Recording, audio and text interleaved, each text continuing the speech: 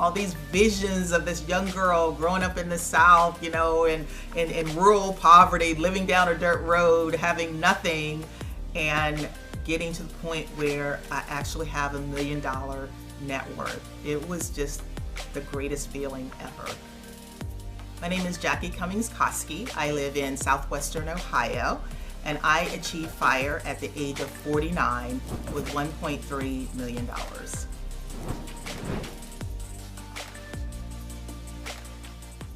I came to my FIRE number after learning that you do 25 times your expenses, and that totally made sense to me. My FIRE number was right at $1 million. My expenses were between like $40,000 to $45,000 a year.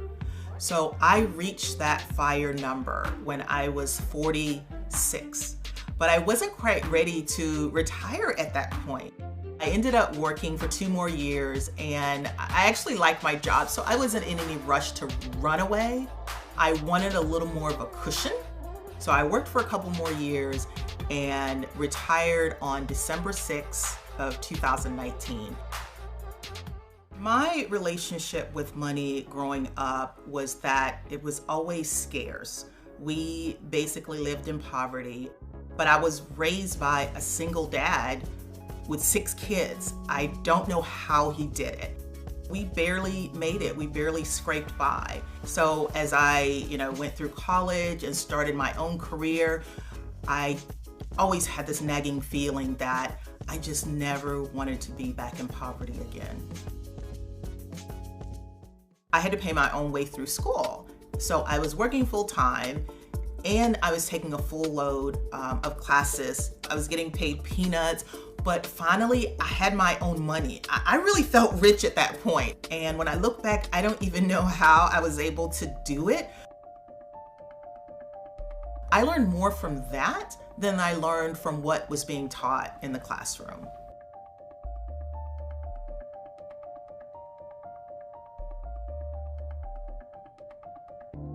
A lot of people do think that you have to make over 6 figures, but because there's so many variables and factors that you need to look at, I was always wanting to be smart with the money that I had versus thinking that having a higher income was always the thing that got me ahead.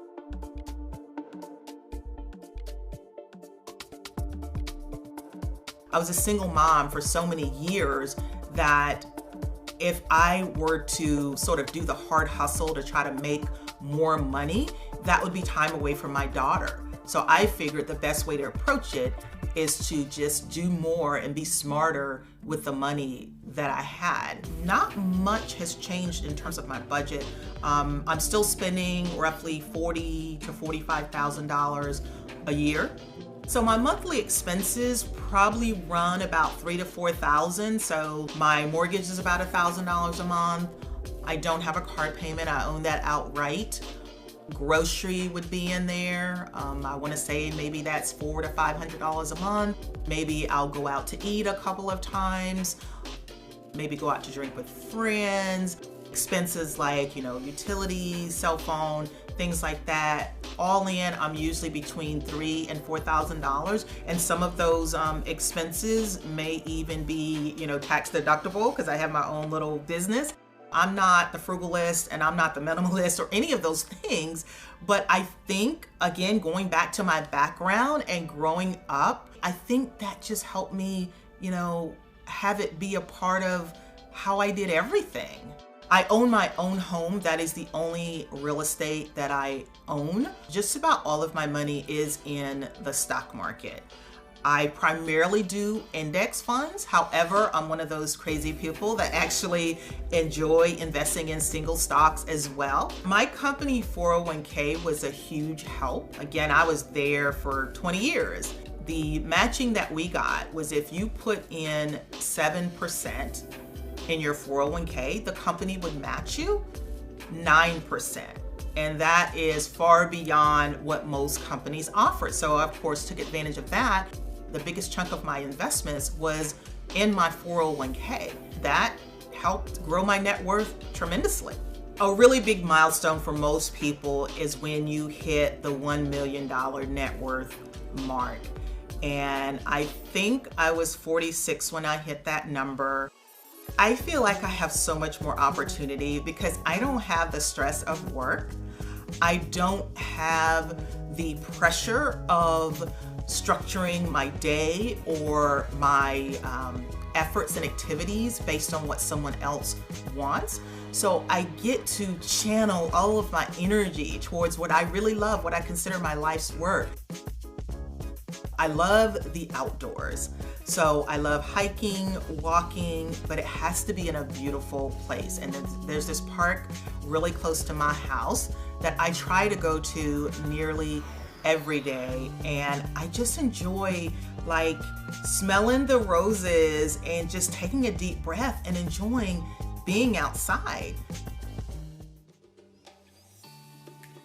I think we make a mistake by trying to assume that everyone has the same hierarchy that we do in terms of how we spend our money. And I'm always defaulting to those things that really don't matter. Like if I can get a better deal on my cell phone, that's not gonna matter much to me. If I'm going to look at my home insurance or my car insurance, and just because I shopped around, I got a slightly cheaper price, you know, that's not going to change much for me. But if I'm going to save a few bucks, then I'll do it. There are things that I have decided I wanted to do, and that is just sort of, that's just a feeling I never thought I would have. And I love my days now because I get to set them up the way that I want, and I can just breathe more.